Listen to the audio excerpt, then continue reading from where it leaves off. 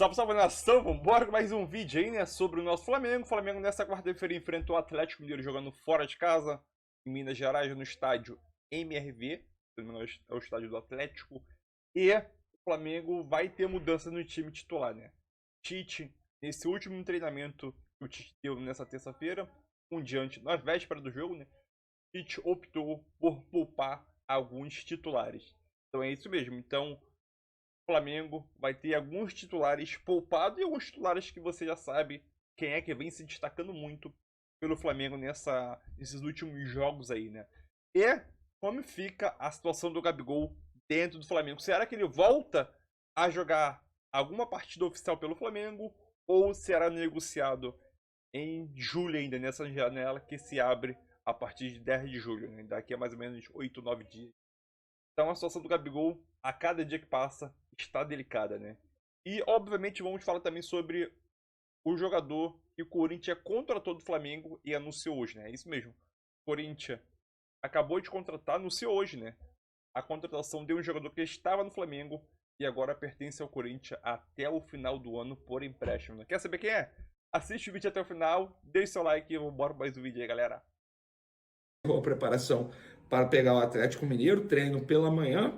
Nesse momento eles estão viajando para Belo Horizonte, local do confronto com o Galo, nessa quarta, 9h30 da noite. A boa notícia, Igor Jesus treinando com bola normalmente. A tendência é que ele fique à disposição no sábado contra o Cuiabá, querendo ou não, é um reforço caseiro nesse momento aí que o Flamengo está tendo muitos desfalques. Pulgar, como nós falamos no último vídeo, chegou ao Rio de Janeiro, nessa manhã se reapresentou normalmente, inclusive num determinado momento treinou como titular, já já a gente vai falar qual time o Tite esboçou, podendo ter novidades ou até mesmo jogadores titulares poupados. Cebolinha continua como desfalque.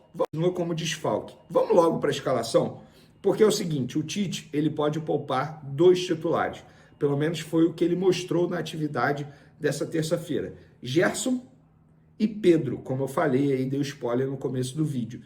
Porque, no primeiro momento, ele botou Rossi, Wesley, Fabrício Bruno, Davi Luiz, Ayrton Lucas, Alan como primeiro volante, Pulgar ao lado dele como segundo volante e Gerson sendo o homem responsável pela armação das jogadas.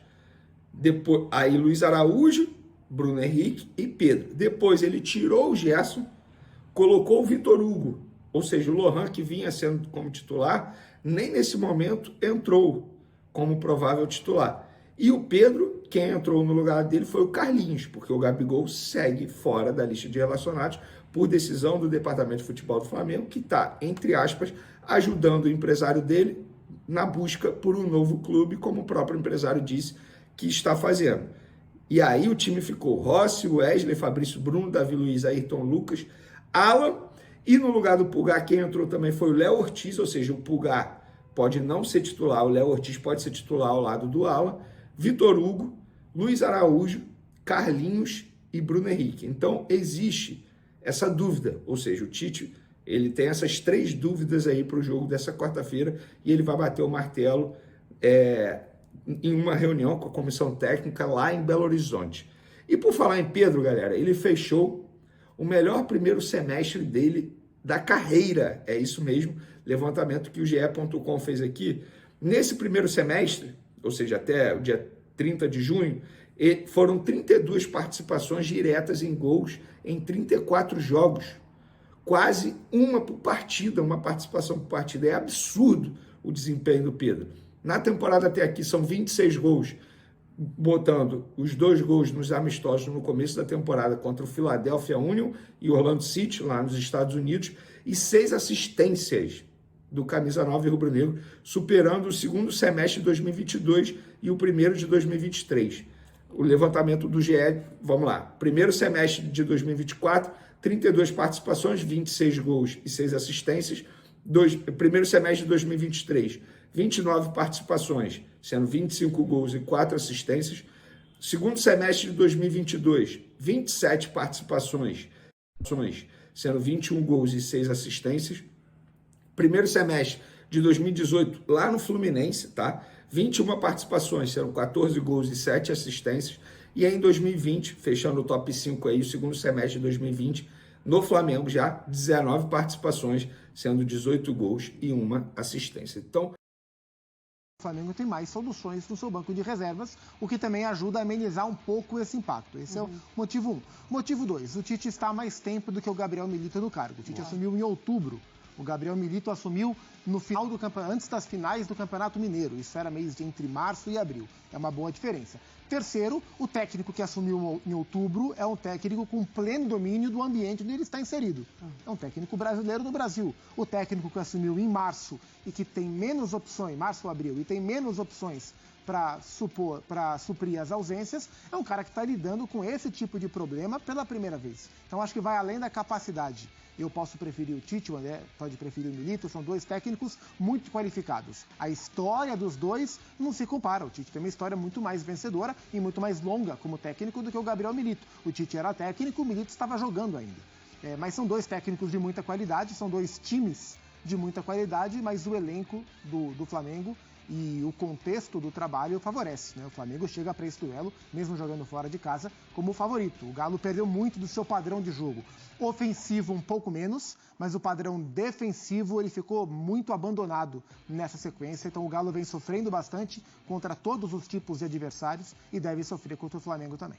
E quando a gente pensa em Campeonato Brasileiro, no começo do ano, fazendo toda a projeção, André, a gente falava assim, olha, lutando pelo título. Vamos colocar aqui o Flamengo, o Galo, o Palmeiras, quem sabe o Internacional, porque se fortaleceu muito bem. Mas agora, são 9 pontos de diferença de um para o outro, mas o Galo tem um jogo a menos, eles agora têm esse jogo que pode roubar 3 pontos do Flamengo e aí pode diminuir bastante. Ainda assim, pontos perdidos é de 6, se o Atlético vencer passa a ser 3. É uma coisa bem mais equilibrada do que a sensação que a gente tem a olhar a tabela agora e ver 9 pontos de distância.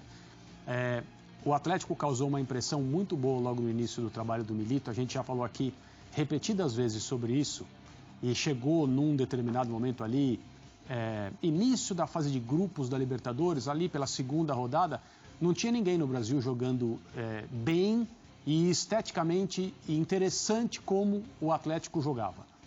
Impacto inicial do trabalho do Milito, uma adesão dos jogadores ao jeito dele enxergar o futebol, um aproveitamento muito bom de um cara como o Scarpa, por exemplo, fazia gol todo jogo, criava 5, 6 chances por partida e a gente tende a imaginar, vai ser assim sempre. Isso, o Atlético vai deitar e rolar a partir de agora. E o futebol, aqui no Brasil e em outros lugares onde o futebol é importante, os times são bons, o futebol te pega. Não tem jeito. Ou ele te pega via competência dos times para jogar contra você, ou ele te pega via problemas que você não imaginava que ia ter e acabam te prejudicando, desacelerando a sua viagem. E é o que está acontecendo com o Atlético. Eu não sei o que vai ser do Atlético em termos de capacidade de competir pelo troféu. A minha impressão é que o Flamengo, ultrapassando esse momento que é muito difícil e o Flamengo tem se sustentado no topo da tabela, tende a continuar ali. A minha impressão é que sim. O Atlético eu já olho e vejo como um objetivo de fase de grupos direto na Libertadores do ano que vem. Não sei se força, punch para lutar pela taça do Campeonato Brasileiro. Muito bem, vamos seguir o nosso Sport Center Mota.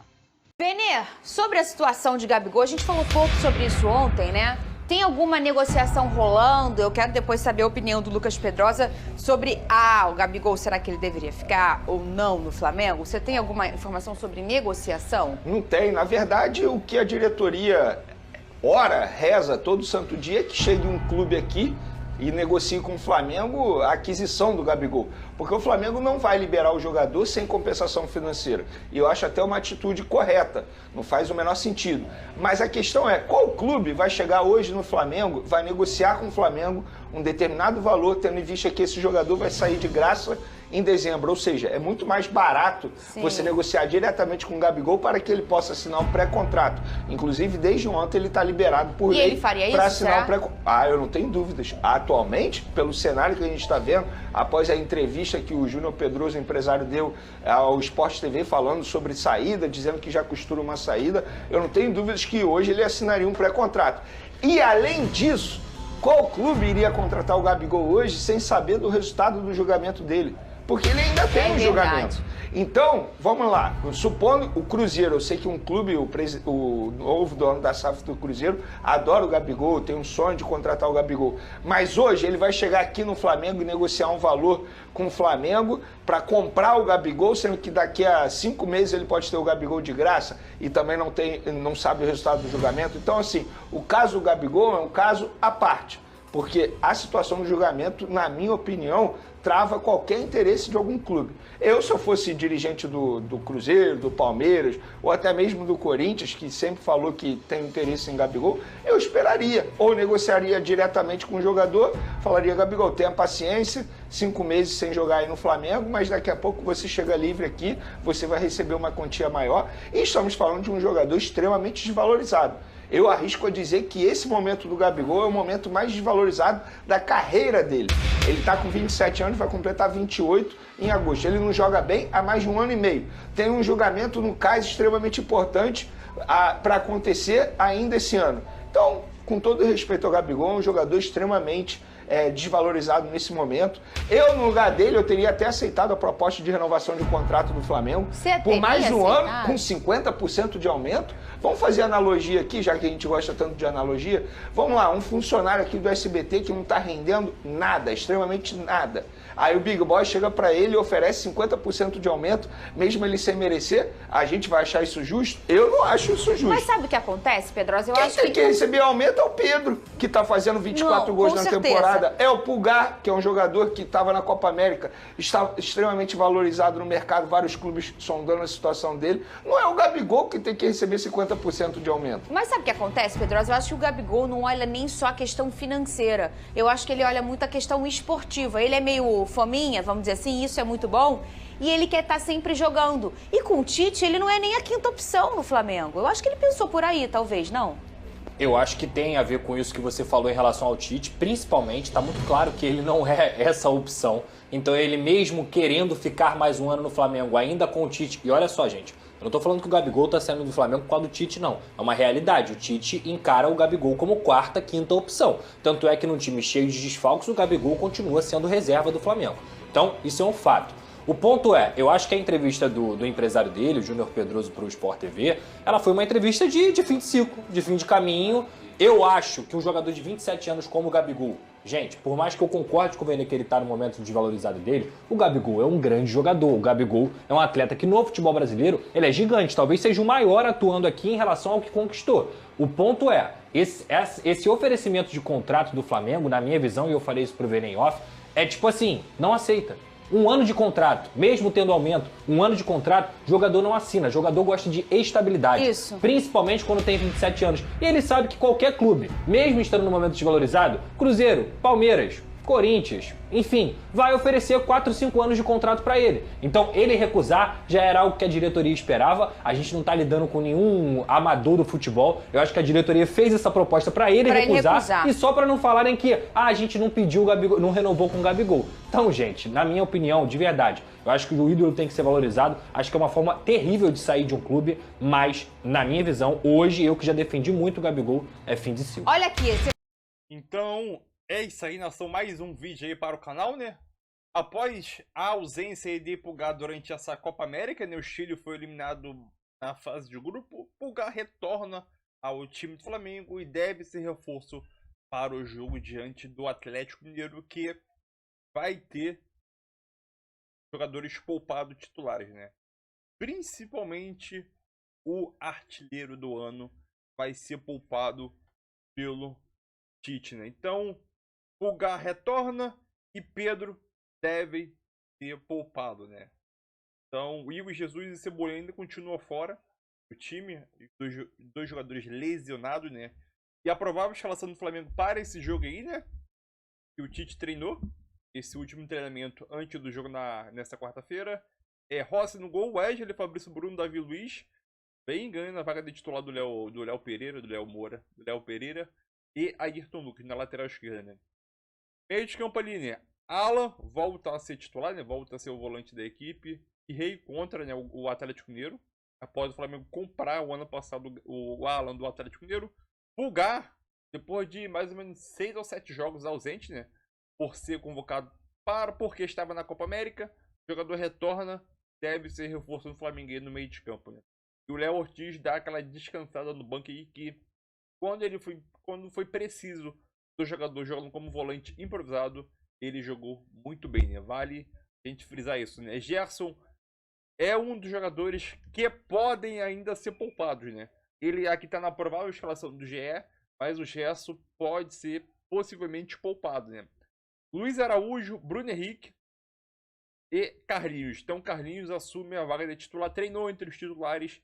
E o Pedro deve ser poupado nesse jogo, deve ficar no banco à disposição.